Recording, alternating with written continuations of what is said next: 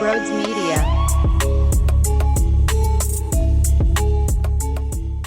Well, I guess you can't win them all. That's what I have to say to start the show tonight. It still sucks. It's frustrating. I thought this was a winnable game, especially after my guy Kyle Schwarber ties it up with a 2 RBI knock. Now it's 3-3. Maybe there was something there. Nick homers earlier. Him and his son do their little celebration. Fucking awesome moment. Something about the comeback kids and Mundo Sosa early. He was playing horrendous defense. Then he comes up clutch with a massive defensive play with his glove. And you're like, hey, all right, you regroup. Something bad happens, but you answer. You respond. Just unfortunately, when Bilotti gets in there and allows another run to be scored, which added separation, I think that changed the entire ninth. I don't know if Stott tries to go, and I know it was a perfect throw on the steal. If it's first and third and you're only down 1 run, you're not taking that type of gamble, right? I don't think so. I don't know. This team doesn't think the game very well. Maybe I'm stupid. Maybe I'm the one that's foolish and falling into some sort of trap. Bro, you watch every single damn game. In what universe do you think that all of a sudden they're going to actually properly digest the moment on the bases and do the right thing? You're right. I don't have a rebuttal.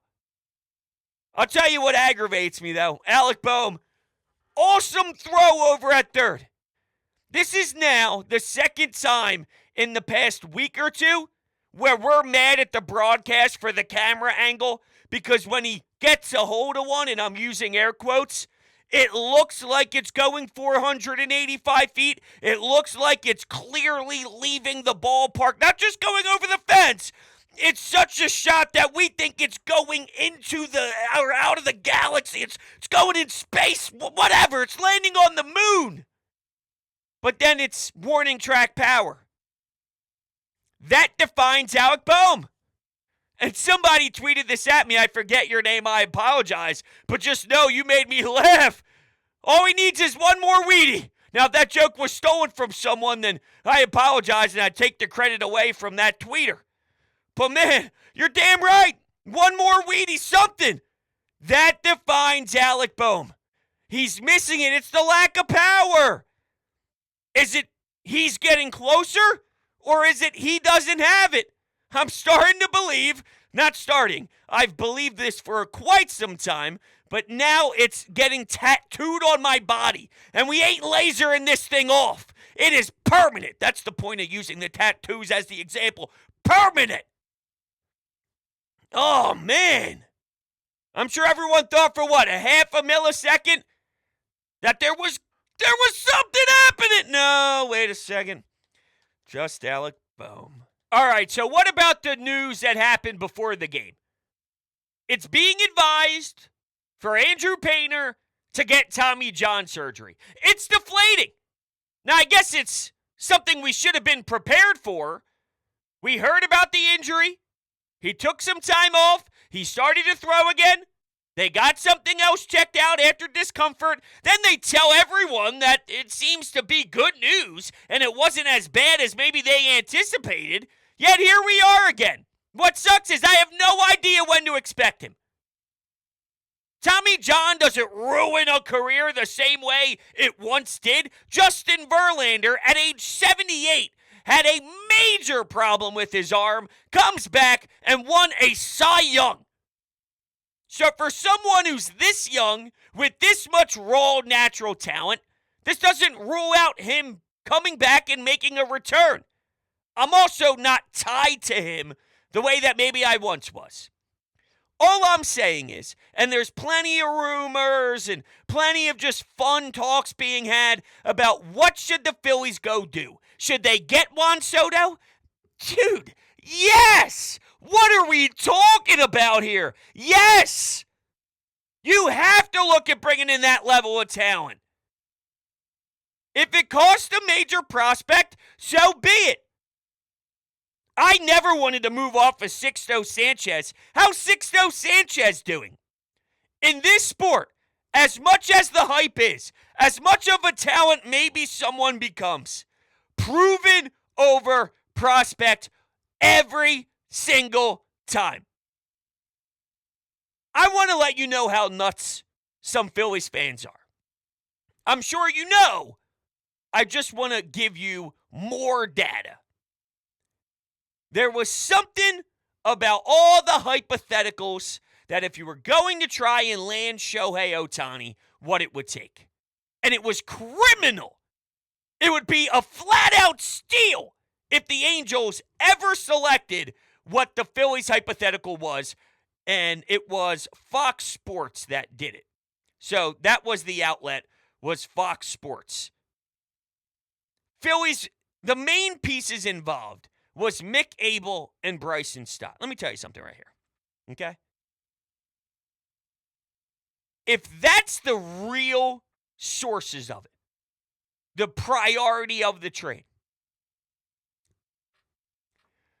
Bryson Stott should start walking now. And I'm telling you that people are crazy. Because if you go look at dimensions, I'm never giving up Bryson Stott. Absolutely not. This kid is so good. He's a 300 hitter. Think about what he'll be in a couple years when he gets more advantage by getting more experience, right when the advantages start to grow because you've seen guys more times. You're getting more at-bats against some of these starters. You're learning the game at this speed. If he's doing it already, think about, whoa. Shohei Ohtani can go throw 8 scoreless and hit 40 bombs. I like Bryson Stott. Shohei Ohtani is one of the biggest stars baseball has ever seen, and you can make the argument that in this era, because he's doing it now, when the athletes are 5,000 times what they once were, he could be the best baseball player ever. Ever. And some wouldn't trade Bryson Stott for Shohei Ohtani. I get it's very, let's throw something at the wall, see what sticks kind of thing. It would never happen. I get it. You're right. It would never happen because the Angels will spit in your face and laugh so much that they might not actually breathe by the end of it. It's that much of a criminal offer. Meaning Bryson Stott ain't even close to sniffing. And there's still some that are unwilling to part ways. I want to tie it back to Andrew Painter. Juan Soto might be having a little bit of a rough spot. So did Nick Castellanos last year. Do you like Nick Castellanos this year? I promise you, Juan Soto isn't a 260, 246 hitter. Now, I don't know if he's going to be cashing in at 351 like he did in the shortened season, all right? He hit 313 the following year. By the way, he still leads the league in walks with 87 right now. He had 135 last year at the top of the league, 145 after that. Oh, but he can't catch 11. You go get talents. Proven over prospect, and you go get upper echelon talents. If it happens to take an Andrew Painter, and we're talking a serious, legitimate MLB weapon, I do it. I do it. This whole Tommy John thing, though, throws an ugly wrench into it. And now, who the hell knows whenever I get to see Andrew Painter? I'll be 30 years old. My kid who's not even born yet, and we're due in December, whenever she gets born, she won't be, 2 years old until Andrew Painter takes the mound? I'm in let's go win a championship mode. Everything's on the table. If the price is right. I'm not just letting go of everybody and being stupid and say, hey, we're opening up shop. Who wants to come in and spend? No. There's very few. I'm just letting you know that the door's open. My door is open. You know that sign that you flip? Sorry, we're closed. Or come on in, I'm open. Well, that's good thing that this show doesn't have people clipping some stuff out of context. I'd get myself in trouble. Hey, let's mix in some runners in scoring position hits, please. Let's get some timely hits. That's frustrating. Here's a leadoff double. Well, the inning ends standing on second base. Oh, come on. Why? Why's it got to be like that? Why does Bryce Harper against Milner need to look like that? What the hell was that? I guess he just wasn't seeing it right. But he had his bat on his shoulder. He looked like those NPCs. Is anybody following this TikTok trend where you're making thousands of dollars a day sitting there pretending to be an NPC? That was Bryce Harper. I wouldn't be surprised if I'm scrolling on the app later and Bryce Harper's son, Crew's got a TikTok, and it's his father doing that, and they're making a bunch of money off of it. Speaking of big stars on this team, though, I want to give a shout out to my buddy Deem. Deem was texting me today, and he was talking about JT. He said, I got a question for you. I said, what's up? Is anyone ever going to address that JT Realmuto stinks? And I said, well, he wasn't good last year until Toronto was hoping the All-Star break would help. And he responds with, he's hitting .240 with 30 RBIs and is the least criticized athlete in the history of Philadelphia. He makes $25 million a year. And I said, hey, I might give you a little shout out on the pod later. Said his catching is awesome, but he is getting paid to hit. Very, very underwhelming season for JT Realmuto. There was that few games in a row, and a little power started to show, and we thought maybe it would turn into something hot, and it got pretty ice cold. He's hitting .247. Does the 5 triples get you pumped? Doesn't really get me pumped. Okay? He's got 37 RBI, 11 homers. His OPS is .766. Yo, JT. Brother, this ain't going to cut it. We need more. All right, let's take a call. Let's go to my boy Murph calling the Anytime Hotline. What's up, Murph? Yeah, bro. Long-time listener, first-time caller. First things first, Team Comcast is the best AAA hockey team ever to play in the Philadelphia area. Second thing, sorry to backtrack to last night, but you said that you didn't know what happened in that 5th inning with Aaron Nola. It's pretty obvious, man. He can't throw out of the stretch. I don't know how this has never come up before, but man, it's scary. What do you think about that? Oh, it's coming up before, no doubt. Whenever there's somebody on base, Aaron Nola falls apart. He stinks there. His timing gets out of control. And then he becomes one of the worst pitchers. He goes from elite to bum. That's been talked about. His timing, it gets thrown off even before the pitch clock. When he starts working out of the stretch, everything loses. He loses everything. That's probably a better sentence. He loses everything. Yeah, it's been documented. It's been highlighted. I'm so fascinated on what he does the next time he gets the ball. I know what I'm getting out of Christopher Sanchez. I'm getting good work. I'm getting work keeping you involved. 5 innings, pitch 1 earned run, man. Yeah, I got a little man crush on the 5th starter here. I'm a huge fan of his work right now.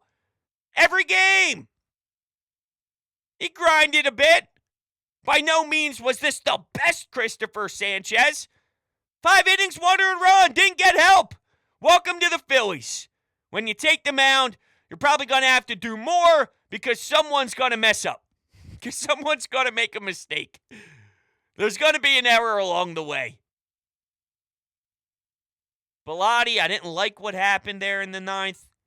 Hoffman allowed a run in 1 1/3. Oh, no, well, Strom. It was Strom. Hoffman put him on, and then Strom with an 0-2 count. Oh, because that's when Edmundo Sosa made the play defensively. And I remember watching that at bat. Going, all right, that is absolutely going to come back and be the reason why you win if they get out of that inning. And with an 0-2 count, I watched one get hit pretty well. That's what stinks. All right, back to the phones we go. Tough loss tonight. I mean, the pitching wasn't great from Sanchez early, but at least you kept him in the game, kind of what he is. Bullpen didn't do a great job. I want to pause it right there. That call following my spiel on Christopher Sanchez, I feel it's disrespectful. I guess you're not wrong. The pitching wasn't great early. Okay, all right. But how about, listen to the way I'd say it. All right, and I'm not biased by any means. This isn't me speaking from the heart. This isn't me speaking from in my feels. This is just objective baseball. Now, remember what was just stated. Should I play it again? I'll play the first 14 seconds of this call again, just so we can keep it the way it needs to be. So you can hear that, and then you can hear me. All right. This was the caller on Christopher Sanchez. Tough loss tonight. I mean, the pitching wasn't great from Sanchez early, but at least you kept him in the game, kind of what he is. Okay. Factual. Now hear me out. Christopher Sanchez, fifth starter, gets called up from the minors. Bailey Falter gets a chance, and he faltered. And then here comes Sanchez. He takes the ball and says, "This is my rotation spot. I'm going to grab this by the balls, and I'm going to give this team 5. I'm going to give this team 1 earned run. We're going to win a ball game when the ball's in my hand. Here we go, fellas. It's my time." That's how I saw the 5 innings, 1 earned run.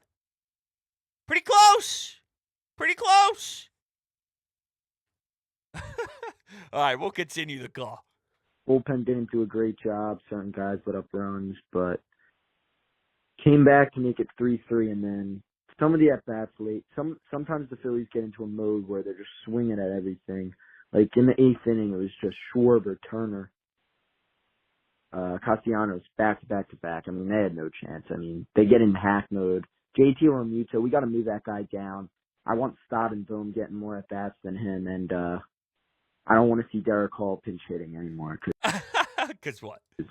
He just doesn't have it. I think it's time to bring Cody Clemens back up. Well, I was told that Derek Hall was going to come right into this team and you wouldn't skip a beat. Even though he hits from the opposite side of the plate, you weren't going to miss a damn thing with Rhys Hoskins no longer being available for you because Derek Hall's got all this pop.